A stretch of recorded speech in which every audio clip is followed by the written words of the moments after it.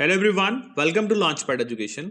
आज हम इस वीडियो में एक बहुत ही इंटरेस्टिंग टॉपिक पर डिस्कशन करने वाले हैं जिसका नाम है left wing extremism. Left wing extremism यानी कि नक्सलवाद, या हम इसको माओवाद के नाम से भी जानते हैं।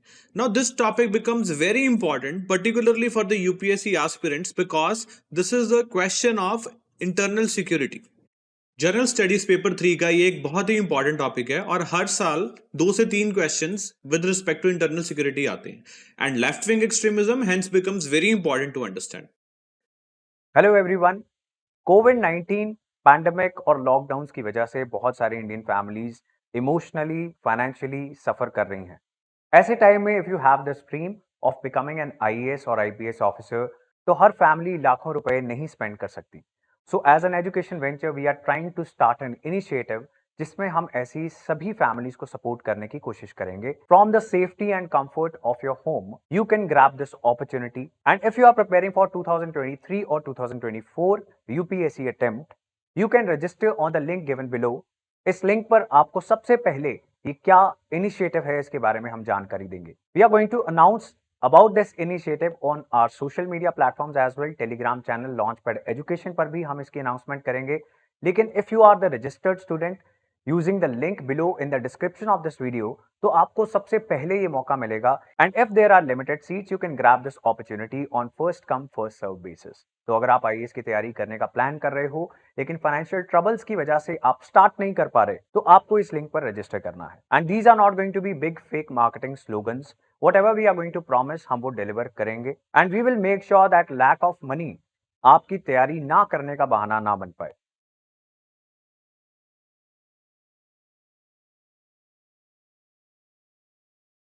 Firstly let us talk about the contents जो हम इस वीडियो में कवर करने वाले हैं। सो अगर हम बात करेंगे what is left wing extremism, तो हम इंट्रोडक्शन में उसके बारे में बात करेंगे कि इसका क्या मीनिंग है, क्या मोटिव है नक्सलवादियों का। नेक्स्ट वी विल सी इसकी एवोल्यूशन कि ये कैसे इवॉल्व होता गया, क्या इसके स्टेप्स थे, कौन से फेजेस में इसकी एवोल्यूशन हुई, कहां से शुरू हुआ। सो इसका नाम नक्सल क्यों बोला गया, why Naxalism and why not something else. Next we will see आज प्रेजेंट स्टेटस इसका क्या है। Apart from that we will see what is red corridor which is very important. Red corridor आज से 10 साल पहले क्या था और आज रेड कॉरिडोर का क्या स्टेटस है, एंड रेड कॉरिडोर असल में है क्या। Then we will see the most important topic of the slide, which is the steps taken by the government. As in कि गवर्नमेंट ने नक्सलवाद को खत्म करने के लिए, नक्सलिज्म को खत्म करने के लिए क्या स्टेप्स लिए हैं। If this is so grave security concern, then there must be some interesting steps which has been taken by the government. इस वीडियो में हम उसके बारे में भी डिस्कशन करेंगे and then we will see कि क्या स्टेप्स गवर्नमेंट ने इसके अलावा भी लिए हैं ताकि जो नक्सलवाद छोड़ के लोग मेन स्ट्रीम को ज्वाइन करना चाह रहे हैं उनके लिए रिहैबिलिटेशन स्कीम्स क्या हैं, एंड उसके अलावा success stories of few regions जिसमें हम देखेंगे कि कौन से स्टेट्स ने क्या स्ट्रेटजीज अडॉप्ट की और वो कितनी कामयाब हुई और बाकी स्टेट्स उसको देन इंप्लीमेंट कर रहे हैं। तो before we move further, if you do not want to miss any update then subscribe to our YouTube channel Launchpad Education. Also give us a like on Facebook and follow us on Instagram.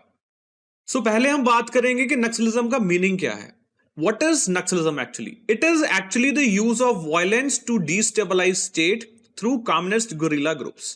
Point is कि state को, country को, government को destabilize करना और उसको overthrow करना ताकि खुद capture की जाए state. अब ये तो शायद terrorist भी करते हैं. So what makes Naxalism different from the terrorism is कि जो नक्सलिस्ट होते हैं वो क्या करते हैं, they particularly subscribe to the ideology of communism. That means they would use violence to destabilise the state but through communist guerrilla groups. That means वो communism की आइडियोलॉजी को सब्सक्राइब करते हैं और वही तरीके अपना के स्टेट को डिस्टेबलाइज करते हैं क्योंकि उनका बिलीफ है कि through communism they can only overthrow the state. So what is Naxalite? It is far left radical communists who derive their ideology from the teachings of Mao Zedong. अब हम बात करें माओ जेडोंग की, तो माओ जेडोंग कौन थे। माओ जेडोंग चाइना के communist revolutionary थे जिनका मानना था कि अगर स्टेट को ओवरथ्रो करना है that can only happen by the use of arms and weapons. So उन्हीं की आइडियोलॉजी को सब्सक्राइब करके जो नक्सलिस्ट हैं, जो इंडिया में नक्सलिज्म पनप रहा है, वो उसी बेस पे डेवलप कर रहा है। और वो क्या चाहता है कि हम इंडियन स्टेट को डिस्टेबलाइज करें। कैसे? Through communist guerrilla groups. अब कम्युनिस्ट गुरिल्ला ग्रुप्स कैसे काम करते हैं, क्या इनका सारा सिनेरियो होता है, उसके बारे में हम लेटर ऑन डिस्कस करेंगे इन द वीडियो। नक्सलिज्म की प्रॉब्लम इतनी ज्यादा डीपली इनग्रेन्ड है कि हमारे former prime minister Manmohan Singh का भी ये मानना था that it is the most significant threat to internal security of India. So अगर हम जानना चाहें कि नक्सलिज्म का आइडियोलॉजिकल बेस क्या है, ये एक्चुअली में आ कहां से रही, इनकी विचारधारा क्या है, तो उसके लिए हमें जानना पड़ेगा कि what are the roots of it. Ideological base या फिर फिलॉसफी की बात करें नक्सलिज्म की, तो पहले हमें देखने को मिलता है मार्क्स। सो मार्क्सिज्म क्या बात करता था? अगर हम कार्ल मार्क्स की बात करें, उनकी एक फुल फ्लेजेड थ्योरी है with respect to the communism. अगर हम कम्युनिज्म को आज एक प्रॉपरली डिजाइंड थ्योरी के रूप में देख पा रहे हैं, so it is only because of the Karl Marx. और जिनका विश्वास कार्ल मार्क्स में है, वो तो कार्ल मार्क्स को एज अ भगवान प्रीच करते हैं। Why is it so? क्योंकि they think that Karl Marx की जो थ्योरी है, it is bound to be true, वो कभी फेल हो ही नहीं सकती। और वो थ्योरी कहती क्या है? वो पर्टिकुलरली बात करती है पुअर्स की और अगेंस्ट है कैपिटलिस्ट के, यानी कि पूंजीवादियों के अगेंस्ट है, और गरीब लोगों के हित में बात करती है। अब वो बात कर क्या रही है? एक्चुअली इन शॉर्ट, कम्युनिज्म की अगर बात करें तो कम्युनिज्म जो फिलॉसफी है, it is against the private property.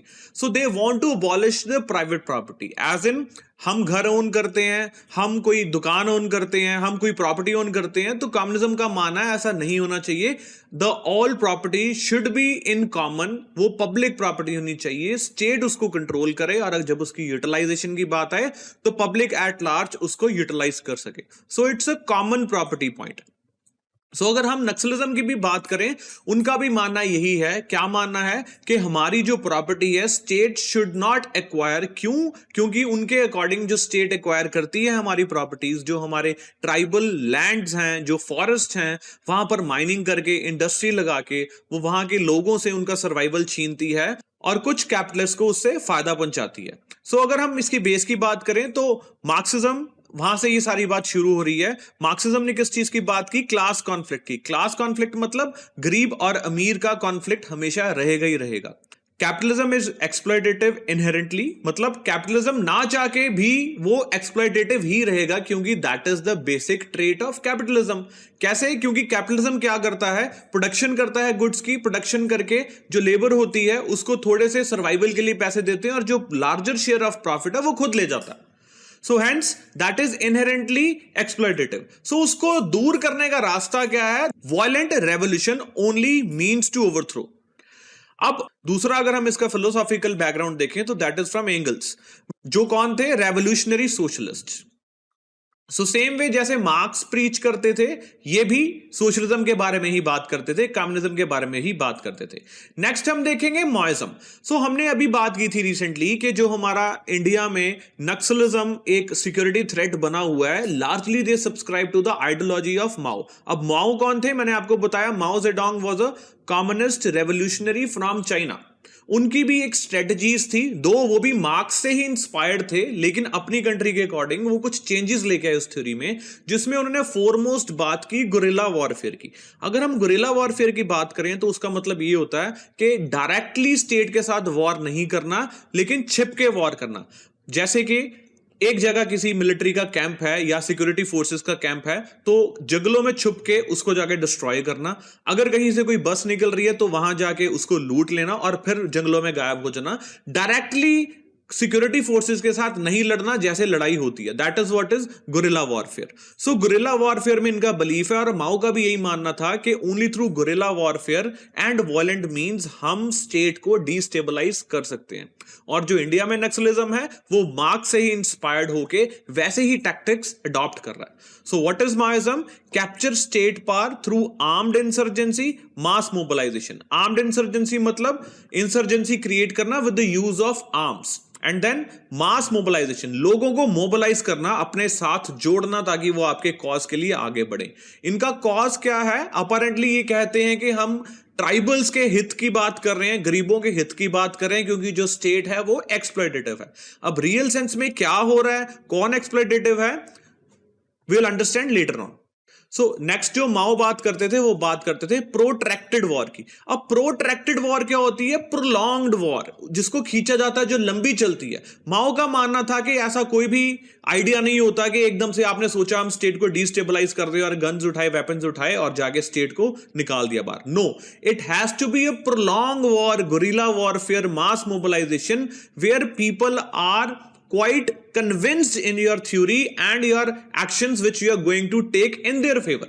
So protracted war, bear arms and oppose free market ideology. Free market ideology मतलब कोई भी आके वहां पर काम करे, जिसके पास ज्यादा टैलेंट है वो ज्यादा प्रॉफिट्स ले जाए और जो थोड़ा इंटेलिजेंट नहीं है वो सफर करे। तो माओ चाहते थे ऐसी फ्री मार्केट नहीं होनी चाहिए, इरिस्पेक्टिव ऑफ द फैक्ट कोई इंटेलिजेंट है कोई नहीं है, कोई ज्यादा प्रॉफिट अर्न कर रहा है नहीं कर रहा है। सर्वाइवल की जहां बात आती है, जहां पर नेसेसिटीज की बात आती है, तो वो सभी की फुलफिल होनी चाहिए। यही आइडियोलॉजी है सोशलिज्म की, कम्युनिज्म की और माओ की। माओ इसमें क्या ऐड करते हैं? अपने अलग टैक्टिक्स, जिसमें हमने बात की गुरिल्ला वॉरफेयर और मास मोबिलाइजेशन की।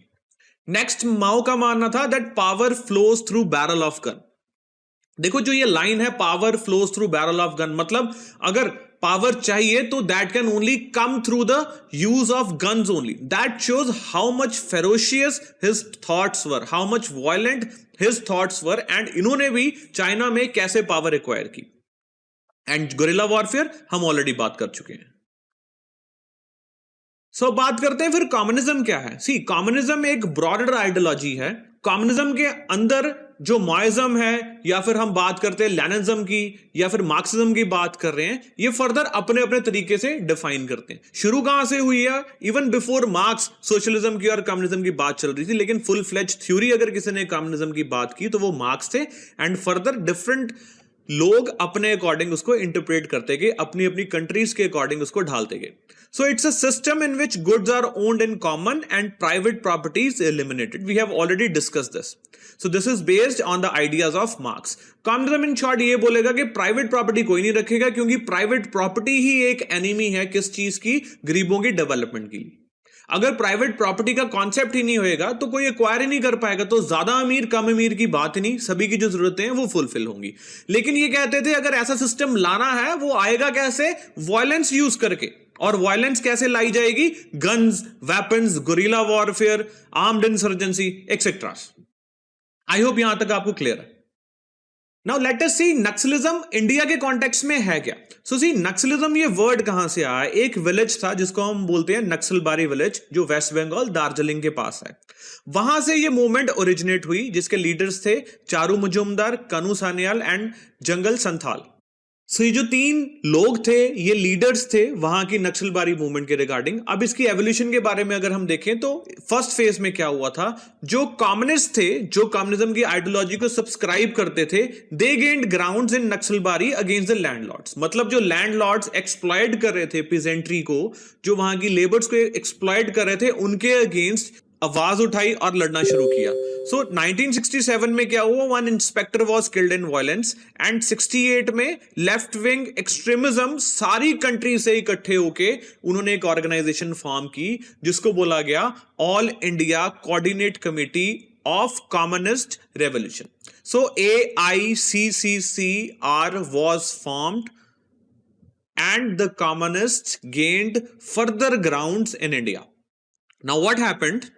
इन्होंने अपने एम्स डिफाइन किए। एम्स में इन्होंने बोला that we are going for protracted people war based on the Mao teaching. So Mao से ही इन्फ्लुएंस थे, मार्क्स से इन्फ्लुएंस थे, माओ से इन्फ्लुएंस थे। प्राइमरली अगर हम बात करें तो ये किससे इन्फ्लुएंस थे? They were influence from the communist ideology और कम्युनिज्म। सो उसमें उन्होंने बोला that we will go through protracted people's war, ये हमारा एम होगा। Then guerrilla warfare will be there, then rural revolutionary base establishment. क्योंकि माओ बोलते थे कि मास मोबिलाइजेशन होनी चाहिए, तो इन्होंने भी बोला हम रूरल रेवोल्यूशनरी बेस एस्टैब्लिश करेंगे ताकि अपनी रीच को बढ़ा सकें। और इसके साथ उन्होंने ये बोला हमारा कोई विश्वास नहीं है इंडिया के इलेक्शंस में, so we will be abstaining from the elections, हम इलेक्शंस नहीं लड़ेंगे। What happened next? 1969 में AICCCR founded CPI-ML based on Maoism. So जो हमने कमेटी की बात की थी, जो ऑल इंडिया से इकट्ठे होकर कम्युनिस्ट ने बनाई थी, उन्होंने CPI-ML बनाई, जो कि बेस थी किसके आइडियाज पे? माओ जेडोंग के आइडियाज पे। इनके फॉलोअर्स कौन थे? पिजेंट्री क्लास, आदिवासी, ट्राइबल्स, अनएम्प्लॉयड यूथ, स्टूडेंट। सो सी, जो पिजेंट्री क्लास है एक्सप्लॉयड हो रही है, वल्नरेबल है। ट्राइबल्स हैं, आदिवासीज हैं, उनके ट्रेडिशनल राइट्स को एक्नॉलेज नहीं किया जा रहा है, उनको डेवलपमेंट अपॉर्चुनिटीज नहीं दी जा रही है, मेन स्ट्रीम के साथ वो कनेक्ट नहीं कर पा रहे हैं, डेवलपमेंट के फ्रूट्स नहीं ले पा रहे हैं, hence they are also vulnerable. Unemployed youth तो सबसे बड़ा थ्रेट बन जाता है नेशन के लिए अगर उसकी एनर्जी को चैनलाइज ना किया जाए। और यही जो सारे लोग थे उनके फॉलोअर्स बन गए। क्यों? क्योंकि they were at the receiving end. उनकी ना डेवलपमेंट हो पा रही थी, ना लाइवलीहुड उनको मिल रहा था, और अगर हम बात भी बड़ी बड़ी करें डेवलपमेंट की तो उनको उससे क्या फायदा हो रहा था? सो ये जो ग्रुप्स थे ये वल्नरेबल हो गए, और जो कम्युनिस्ट थे जिनके दिमाग में था कि हम स्टेट को खत्म करें, वहां पर रेवोल्यूशन लेके आए, उनके लिए टारगेट्स बन गए। सो हेंस उनके फॉलोअर्स बन गए। So Odisha, Bihar, Andhra Pradesh were the most affected areas. आज भी अगर हम बात करें तो नक्सलियों की आज भी यहां पर पेनिट्रेशन है, आज भी वहां पर ये फैले हुए हैं। 1971 एंड 72 में इनके leaders were killed and most of the Naxals were also imprisoned during emergency. अब बात करते हैं सेकंड स्टेज की, कि सेकंड स्टेज में क्या देखने को मिलता है। सेकंड स्टेज में जो नक्सलियों की वॉर थी अगेंस्ट द स्टेट, ये और स्ट्रांग हो जाती है और वायलेंट हो जाती है। प्रोट्रैक्टेड वॉर का जो फिनोमिना है वो और प्रोलॉन्ग होता है। सो 1980 सीपीआई एमएल जो हमने बात की थी कि AICCCR ने बनाई थी, वो कन्वर्ट हो जाती है PWG में, मतलब people's war group based in Andhra Pradesh. मतलब पहले AICCCR बन रही है, उसके बाद उन्होंने CPI-ML बनाई, और जो CPI-ML थी उसको बोल दिया इन्होंने, इसका नाम क्या होगा? People's war group, PWG, which was based in Andhra Pradesh. What happened next? ये जो PWG थी, this was highly violent and this was the banned outfit in Andhra Pradesh in 1992। अब होता क्या है, माओइस्ट ग्राउंड्स पे, कम्युनिस्ट ग्राउंड्स पे इन्हीं की आइडियोलॉजी को सब्सक्राइब करते हुए एक बिहार में भी ऑर्गेनाइजेशन बनती है जिसका नाम है Maoist communist centre of India, MCCI। Now एक हमारे पास है PWG, दूसरी है MCCI। अब PWG और MCCI क्या करते हैं? 2004 में एक ऑर्गेनाइजेशन मिलकर बनाते हैं जिसको आज हम जानते हैं CPI माओइस्ट के नाम से। So this was the third stage जहां पर कम्युनिस्ट और ज्यादा कंसोलिडेट हुए। इन्होंने एक ऑर्गेनाइजेशन बनाई, पैन इंडिया से जितने कम्युनिस्ट थे मिलके उन्होंने एक कॉमन ऑर्गेनाइजेशन फॉर्म करने की बात की जिसका उन्होंने नाम रखा CPI Maoist. This is the most dangerous militant organisation on the ideas of Mao. अगर हम बात करें कभी भी लेफ्ट विंग एक्सट्रीमिज्म की तो हम इनहेरेंटली बात करते हैं CPI माओइस्ट की। Don't confuse CPI Maoist with CPI Marxist. CPI Marxist is a political party जो इलेक्शंस भी लड़ती है, जिसका कॉन्स्टिट्यूशन ऑफ इंडिया में विश्वास भी है, and hence they participate in election machinery in the Indian democratic setup. On the other hand, ये जो CPI माओइस्ट है इनका कोई भी विश्वास नहीं है इंडिया में, एंड ये इंडियन स्टेट को डिस्टेबलाइज करना चाहते हैं। So around 13 left wing extremist groups operating. CPI माओ जो है, जैसा मैंने आपको बताया, it is a band terror outfit under unlawful activities prevention act 1967। सो जो CPI माओ है ये एक बैंड आउटफिट है अंडर यूआपा एक्ट 1967। नेक्स्ट हम बात करते हैं प्रेजेंट सिचुएशन की, कि आज इनका प्रेजेंट सिचुएशन क्या है। आज इंडोक्ट्रिनेशन चल रही है, माइंड वॉश किया जा रहा है ट्राइबल्स का। मैंने आपको बताया इनके ज्यादा टारगेट क्या होता है, ट्राइबल्स ही तो टारगेट होंगे, क्योंकि ये उनको बोलेंगे कि जो इंडियन स्टेट है आपको एक्सप्लॉइट कर रहा है, कोई डेवलपमेंट अपॉर्चुनिटी नहीं दे रहा, तो इनके जो कार्डर्स हैं वो उन्हीं से बेस्ड होते हैं, जो ट्राइबल्स होते हैं, क्योंकि they want their traditional rights back. They don't want that Indian state should take their land.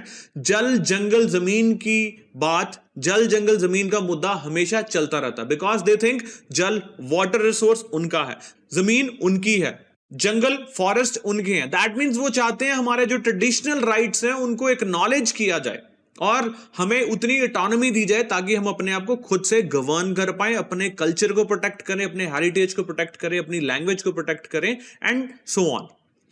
अब क्या हो रहा है, इंडोक्ट्रिनेशन चल रही है, कंसोलिडेशन हो रही है, एंड वायलेंस अभी भी चल रही है। अगर हम बात करें वायलेंस के इंसिडेंट्स की आते तो रहते हैं, बट स्टिल जो रेड कॉरिडोर की बात है वो आज श्रिंक हो चुका है। अब रेड कॉरिडोर क्या है? गवर्नमेंट ऑफ इंडिया ने बोला था कि जो रेड कॉरिडोर का एरिया है, this is the area which is most affected by the left wing extremism. So left wing extremism से ज्यादा अफेक्टेड जो डिस्ट्रिक्ट्स हैं उनको हमने नाम दिया रेड कॉरिडोर। अब रेड कॉरिडोर 2007 में बहुत ज्यादा था, आज 2021 में वो बहुत कम हो गया। इसका मतलब ये नहीं है कि जो नक्सलिज्म है वो खत्म हो रहा है। इन्होंने और ग्राउंड्स बनाने की भी कोशिश की और एरियाज में जाने की कोशिश की, जैसे कि केरला, नॉर्थ ईस्ट रीजन्स में। अब ये टैक्टिक्स क्या होते हैं, इनके बारे में हम पहले भी बात कर चुके हैं। टैक्टिक्स अगर बात करें क्या अडॉप्ट करते हैं, so number 1 tactic is guerrilla warfare, that is छुप के लड़ना इंडियन स्टेट के साथ। Next is powerful propaganda against the Indian state, मतलब माइंड वॉश करते हैं, वल्नरेबल सेक्शन को एक्सप्लॉइट करने की कोशिश करते हैं, उनको जाकर बोलते हैं हम ही आपके मसीहा हैं, अगर आप अच्छा लाइफस्टाइल चाहते हो, लाइवलीहुड चाहते हो, अपना कल्चर, अपने बच्चों को प्रोटेक्ट करना चाहते हो, तो we have no other option rather than going for the revolution, and that too armed revolution against the Indian states. And next they go for sympathy generation, so लोगों से सिंपैथी जनरेट करते हैं, propaganda create करते हैं कि जो Indian state है हमारे ऊपर कितना अत्याचार करती है, हमें कितना तंग करती है, हमारे से हमारे जंगल छीनती है, हमारे वाटर रिसोर्सेज, हमारे लैंड रिसोर्सेज छीनती है, प्रॉपर्टीज एक्वायर करते हैं, लैंड एक्वायर करते हैं जबरदस्त तरीके से, और हमें रिहैबिलिटेट भी नहीं करते हैं। अब इसमें कुछ सच भी है, कुछ झूठ भी है। अगर हम रिपोर्ट्स की माने गवर्नमेंट की, तो कोई भी डेवलपमेंट से डिप्राइव नहीं किया जाता ट्राइबल्स को, रादर उनको पार्टिसिपेट करवाया जाता है। लेकिन जो नक्सल्स हैं दे वुड नेवर वांट कि उन एरियाज में डेवलपमेंट आए। क्यों? क्योंकि अगर डेवलपमेंट आ गई तो नक्सल्स अपना ग्राउंड लूज कर देंगे, और उनका रियल पावर क्या है? पावर गेन करना इंडियन स्टेट में, rather than helping the tribals. So नुकसान क्या होता है इसमें? जो ट्राइबल्स हैं, जो रियल सफरर्स हैं, वो आज भी सफर करते जा रहे हैं। सो सीपीआई माओ जिसकी हम बात कर रहे थे, which is insurgent group, which is the extremist group based on the ideas of Maoism and band outfit, उनके टाइज जो है नॉर्थ ईस्ट रीजन के इंसर्जेंट ग्रुप्स के साथ भी हैं, और उनके आगे टाइज किसके साथ है? हमारे एनिमीज के साथ, जैसे कि चाइना के साथ। सो अगर कभी हमारे चाइना के साथ कोई लड़ाई भी होती है या फिर हमारे टेंशन्स जनरेट होते हैं, तो ये जर्नल फिनोमेना देखने में आया है कि जो माओइस्ट होते हैं या फिर जो एक्सट्रीमिस्ट होते हैं, लेफ्ट विंग एक्सट्रीमिज्म की बात करें, वो उनका साथ देते हैं या उनकी तरफ इंक्लाइंड रहते हैं।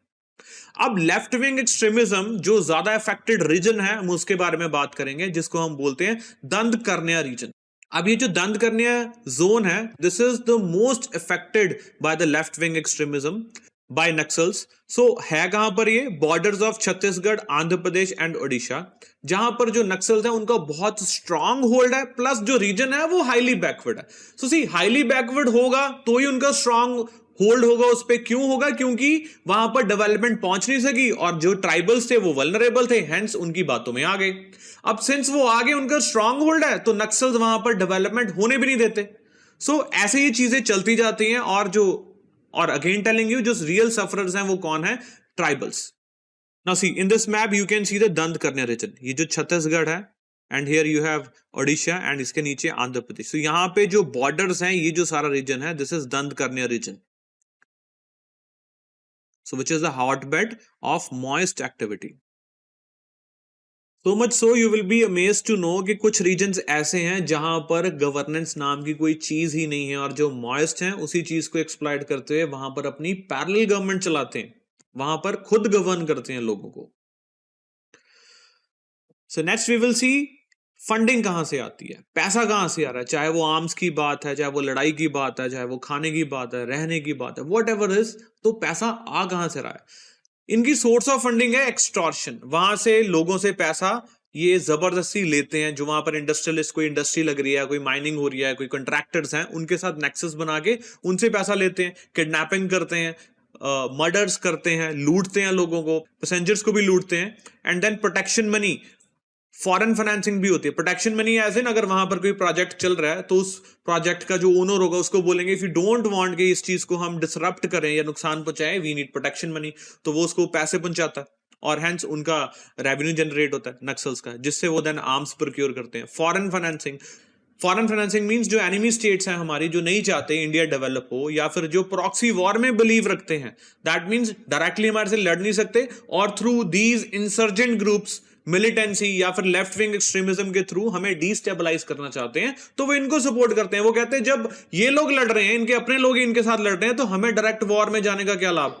सो वो क्या करते हैं, इनको फाइनेंसिंग करते हैं, इनको पैसे देते हैं, और ये क्या करते हैं, उसे आर्म्स खरीदते हैं एंड इंडियन स्टेट के खिलाफ लड़ते हैं।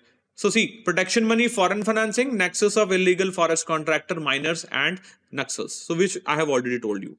Next we will see कि real aim इनका है क्या। So अगर हम real aim की बात करें, so it is the political power actually and not the upliftment, जो मैंने आपको पहले भी बताया। अगर upliftment की बात होती तो कहीं ना कुछ तो डेवलपमेंट नजर आती, बट नहीं, they only think of कि हमें political power लेनी है, छीननी है, इनकी डेवलपमेंट हो रही है ट्राइबल्स की, चाहे नहीं हो रही है, we are least concerned. So poor masses are their means to end, उनके बिहाफ पे अपनी लड़ाई जरूर ये बोलते हैं, लेकिन they don't support them in reality. So do not embrace development projects fighting for poor people's government, no actually not, this is political power struggle, they want to gain the political power.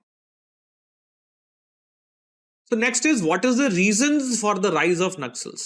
So reasons for rise of Naxals, जिसके बारे में पहले भी हमने बात की कि unemployment है, पॉवर्टी है, poor education, poor health infrastructure, under development, geographically isolate किया गया है, वहां पर लैंड रिफॉर्म्स नहीं अच्छे से हो पाए, जो वेजेस मिलती है वो बहुत कम मिलती है, लाइवलीहुड भी सपोर्ट नहीं हो रही है उनकी, उसके अलावा वहां के लोगों की एलिनेशन हो रही है, उनको वहां मेन स्ट्रीम में जुड़ने नहीं दिया जा रहा है for various reasons, social exclusions, no respect to forest right. The main thing is, मैंने आपको पहले भी बताया कि जो ट्राइबल्स हैं वो अपने ट्रेडिशनल राइट्स ओवर जल, जंगल, जमीन को एक्नॉलेज करवाना चाहते हैं, और जो इंडियन स्टेट है उसको एक्नॉलेज करने में शायद फेल हो गई है, इन द सेंस जो उनके रियल एस्पिरेशंस हैं और जो लॉज बन रहे हैं उनमें सिंक नहीं है, एंड देन डिससेटिस्फेक्शन आती है तो वो लेके जाती है उनको एक्सट्रीमिस्ट के हाथों में, and hence left wing extremism और बढ़ रहा है, violation of human rights. Next is government deficit, that means corruption, poor implementation of government schemes. जैसे मैंने बात की कि गवर्नमेंट जो है वो कुछ स्कीम्स लेके आती है for the development of tribals, लेकिन वो उन तक पहुंच ही नहीं पाती है, क्यों? क्योंकि करप्शन इतनी है। सो बीच में ही वो डेवलपमेंट प्रोजेक्ट्स रह जाते हैं, और रियल एम और रियल फेवर्स जो ट्राइबल्स को मिलने चाहिए वो वहां तक नहीं पहुंच पाते। So we were talking about the Red Corridor also, region which is demarcated by the Union government, किस लिए? To notify the districts which are affected by the left wing extremists. So see this. First I'll tell you 2007 में क्या था। अगर हम 2007 की बात करें तो इतना ज्यादा अफेक्टेड था एरिया, 2017 में इतना सा रह गया, ये रेड वाला। Your map is showing you both 2007 and 2017 कैसे एरिया ये श्रिंक हुआ है, red corridor. So now we will understand कि गवर्नमेंट ने क्या स्टेप्स लिए हैं ताकि ये जो वल्नरेबल सेक्शन है इनकी डेवलपमेंट हो सके और ये नक्सलाइट्स के हाथों में एक्सप्लॉइट ना हो सके। सो ऐसा नहीं है कि कॉन्स्टिट्यूशनल सेफगार्ड्स नहीं थे, कॉन्स्टिट्यूशनल सेफगार्ड्स थे हमारे पास, जैसे शेड्यूल 5 है, शेड्यूल 6 है, जो बात करता है ऑटोनोमस डिस्ट्रिक्ट काउंसिल्स की, जिसमें इनको ऑटोनॉमी देने की बात की जाती है ट्राइबल्स को। उसके बाद बात है ट्राइबल एडवाइजरी काउंसिल्स की भी, या फिर और भी पार्लियामेंट्री इनैक्टमेंट्स हैं जो ट्राइबल्स को उनके राइट्स एक्नॉलेज करवाने की बात करते हैं। लेकिन पॉइंट इज वो कितने कामयाब हो पाए हैं आज तक, कितने नहीं हो पाए हैं, that is the question of debate. So anyhow, let's move forward and see what are the steps which are taken by the government. Creation of separate division under Home Ministry, that is Naxal Management Division, and then establishment of expert committee which is D Bandyopadhyay Committee. That means जो committee बनाई गई है just to know कि tribals के क्या हालात हैं, कितनी डेवलपमेंट हो पाई है, क्या और रिक्वायर्ड है। सो कमेटी के व्यूज क्या थे? कमेटी का कहना यह था कि जो social, political, economic and cultural discrimination face करते हैं शेड्यूल कास्ट और schedule tribes, this is the main reason कि वो वल्नरेबल बन जाते हैं और जो नक्सल्स हैं वो उनको एक्सप्लॉइट करते हैं। सो पॉइंट इज हमें ये जो डिस्क्रिमिनेशन है उनसे उनको निजात दिलवाने की जरूरत है, along with empowering the local community people and giving them the true fruits of the democracy, not for name's sake but in real sense they should be given that fruit.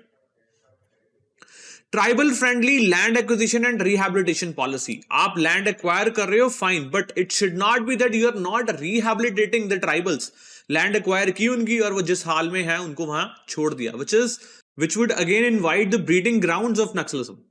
Next is Operation Green Hunt, which was actually the deployment of heavy troops in the worst affected area. अगर violence है तो उसको कर्ब करने की कोशिश की गई through use of more violence. That was actually Operation Green Hunt, जिसमें troops की deployment की गई थी, that too बहुत heavy troops की deployment in worst affected area. So let's talk about the schemes of government, जिसमें हम बात कर रहे हैं national policy and action plan 2015 and then multi-pronged strategy in the areas of security development and ensuring rights and entitlements of traditional dwellers, tribals. So in short बात क्या हो रही है कि जो tribals हैं, जो vulnerable sections हैं, उनके जल जंगल जमीन के rights को acknowledge किया जाए, उनको जो डेवलपमेंट अपॉर्चुनिटीज हैं वो प्रोवाइड की जाए और एक मल्टी प्रॉन्ग स्ट्रेटजी डिजाइन की जाए ताकि they connect to the mainstream. Integrated and holistic approach to provide good governance and then special central assistance and modernizing state police forces. किस लिए? ताकि नक्सलिज्म को और तरीके से टैकल किया जाए. Special scheme for infrastructure development in left wing extremism area, मतलब जितने ज्यादा डेवलपमेंट होगी वहां पर उतना ज्यादा फायदा होगा. वो कैसे होगा? अगर इंफ्रास्ट्रक्चर वहां पर डेवलप किया जा रहा है. That is what is the strategy. Next is personal interaction and bring human faces of special forces before local population. हमने बात की थी जो नक्सल्स हैं वो एक गलत पिक्चर प्रेजेंट करते हैं, एक प्रोपागेंडा क्रिएट करते हैं लोगों के सामने, ट्राइबल्स के सामने, और उस चेहरे को नेगेटिवली पेश किया जाता है. उसको दूर करने के लिए what we need to do, we need to interact them in person ताकि रियल ह्यूमन फेसेस उनके सामने आए और उनको बताया जाए रियल इंटेंशंस क्या है. Apart from that the utmost need is of education, health and banking which they should be able to access timely and that would give them development opportunities, जिससे अनएम्प्लॉयमेंट का मुद्दा भी दूर होगा, लाइवलीहुड का मुद्दा भी दूर होगा, एजुकेशन भी अच्छी मिलेगी. Next we will see Roshni scheme. अब ये रोशनी स्कीम क्या है? दिस वाज द स्कीम जहां पर it was placement linked skill development scheme, कि अगर लेफ्ट विंग एरियाज जो इफेक्टेड हैं वहां पर अगर आप कोई स्किल डेवलप कर रहे हो वहां के लोगों में, इट शुड नॉट बी सिर्फ स्किल एक्वायर की उन्होंने और वेले घर पर बैठ गए. No, they should get that opportunity कि वो अच्छी जगह प्लेस हो रहे हैं और that is bringing them earning for particularly vulnerable tribal groups. अब ये पीवीटीजी क्या होता है? पर्टिकुलरली वल्नरेबल ट्राइबल ग्रुप्स, मतलब जो ट्राइबल्स में से भी मोस्ट बैकवर्ड हैं उनकी डेवलपमेंट के लिए. क्योंकि ऐसा देखा गया जो डेवलप्ड ट्राइबल्स हैं वो रिजर्वेशन का फायदा ले जाते हैं या फिर डेवलपमेंट अपॉर्चुनिटीज का, स्कीम्स का, लेकिन जो पर्टिकुलरली वल्नरेबल ट्राइबल ग्रुप हैं जो नक्सल्स के हाथों में एक्सप्लॉइट होते हैं उनको वो मौका नहीं मिलता. So this scheme was for PVTG. Hurdles क्या है अब इसमें? There is a lack of coordination between various states police force and central police forces, जिसके कारण एक कोऑर्डिनेशन नहीं बन पाती और जो स्ट्रेटजी होती है लेफ्ट विंग एक्सट्रीमिज्म के खिलाफ लड़ने की वो सक्सेस नहीं हो पाती. देन वी सी जो दंत करना रीजन है that is very strong hold जहां पर नक्सल्स हैं और वो बहुत बैकवर्ड भी है, तो वहां टैकल करना इस प्रॉब्लम को is a challenging task. Then we see parallel governments जो मास रन कर रहे हैं, जो उन्होंने अपनी गवर्नमेंट बनाई हुई है, अपने तरीके से वहां पर चलते हैं, अपनी कोर्ट्स एस्टैब्लिश की हुई हैं. That is also the most challenging part. Then there is a mismatch between police forces and central armed police force, जिसकी हमने बात की. So what more can be done? See point जो हमें समझने वाला ये है कि जो नक्सलाइट है, जो नक्सलिज्म है, वो एक्चुअली में एक सिम्टम है. सिम्टम किस चीज का? एक बीमारी का. बीमारी क्या है? डेवलपमेंट ना होना. सो सिंस डेवलपमेंट वहां नहीं हो रही है जिसके कारण ये सिम्टम्स आ रहे हैं, सो डेवलपमेंट पहुंच जाएगी तो ये जो नक्सलिज्म की प्रॉब्लम है ये भी दूर हो जाएगी. Moreover we need to cut the reasons कि वो क्यों एग्जिस्ट कर रहे हैं. अगर वो चाहते हैं उनकी एस्पिरेशंस, ट्रेडिशनल फॉरेस्ट राइट्स जो उनके हैं उसको एक्नॉलेज करना, तो उसको एक्नॉलेज किया जाना चाहिए. So government should fulfil the goals of development. Multi-pronged composite strategy is needed to dealt with it. Decentralization, participatory and deliberative democracy. What does this mean? मतलब डिसेंट्रलाइजेशन करना ताकि वो अपने जो लॉज हैं खुद बनाएं, अपने रूल्स खुद बनाएं, अपने आप को खुद गवर्न करें. It should not only be the participatory democracy, it should be deliberative, जहां पर डेलिब्रेशन हो रही है, डिस्कशन हो रही है, मेजॉरिटी के बेस पे डिसीजंस नहीं है बट कंसेंसस बेस्ड डिसीजंस है. और इतनी चीजें अगर हम लाएंगे then we can successfully tackle the problem of extremism. Revamp political and socio-economic strategy, promote local resistance groups on lines of village defense committee like in Jammu Kashmir. मतलब वहां पर नक्सल एरियाज में ही there should be a group, resistance group, जो Naxals को accept ना करे और उनको resist करे या फिर डिफेंस फोर्सेस का साथ दे. उसके लिए हमें क्या करने की जरूरत है? एक ट्रस्ट बिल्ड करने की जरूरत है साइकोलॉजिकली, ताकि लोग हमें अपना समझें. वो कैसे होगा? जब रियल ह्यूमन फेसेस उनके सामने आए, डेवलपमेंट वहां पर पहुंचे. उसके अलावा need to involve public, NGOs and civil society, जो ना सिर्फ उनको फोर्स के साथ जीते हम, ताकि उनके दिल भी जीते, उनके दिमाग भी जीते. अगर ये सारी चीजें हम गैदर करेंगे, इन शॉर्ट लेजिटिमेसी गैदर करेंगे, तो दिन दूर नहीं है जब लेफ्ट विंग एक्सट्रीमिज्म भी खत्म हो जाएगा. अगर हम सक्सेस स्टोरीज की बात करें किसी पर्टिकुलर स्टेट की, so we know the story of Sandesh, जहां पर हमने पंचायत इलेक्शंस करवाए. पंचायत इलेक्शंस करवा के अब माओइस्ट लीडर्स तो कहते थे दे gain the legitimacy of the people, लेकिन जब उन्होंने वहां पर इलेक्शंस लड़े तो वहां के जो लीडिंग माओइस्ट थे उनको कोई भी सीट वहां पर नहीं मिली. So gradually in 2006 elections were held and all the 6 Maoist Mukhiyas were defeated. So politically they were thrown out and people were made to know the real intentions. Next success story is Ajwar project, Jehanabad, Bihar. यहां पर क्या था? Development full force में की गई villages में, liberal packages दिए गए, वेलफेयर स्कीम्स दी गई, schools, toilets, roads, hospitals, infra, employment opportunities, development, everything was available. And as a result इतना पॉजिटिव एक्शन आया, इतनी डेवलपमेंट हुई, वहां पर लाइवलीहुड का मुद्दा ही खत्म हो गया और वहां से भी नक्सलिज्म खत्म हो गया. So next is operation greyhound. Operation greyhound क्या था? It was a Naxal fighting force. अभी जो नक्सल फाइटिंग फोर्स थी आंध्र प्रदेश में इतनी स्ट्रांग थी दैट जो नक्सल्स थे उनको फोर्स कर दिया गया कि वो आंध्र प्रदेश को छोड़ के उड़ीसा की तरफ शिफ्ट हो जाएं और महाराष्ट्र की तरफ. सो पॉइंट इज के इसके साथ साथ एक रिहैबिलिटेशन स्कीम भी थी, ताकि जो नक्सल्स हैं जो मेन स्ट्रीम के साथ कनेक्ट करना चाहते हैं उनको फेट जेल में जाके ना मिले, रादर उनकी रिहैबिलिटेशन हो जाए और वो मेन स्ट्रीम के साथ कनेक्ट कर पाए. So guys, this was all about the Naxalism. I hope you liked the video. This is very important and a video which has holistically covered the all aspects. So make sure you give it a thumbs up and subscribe to our YouTube channel Launchpad Education. Thank you very much.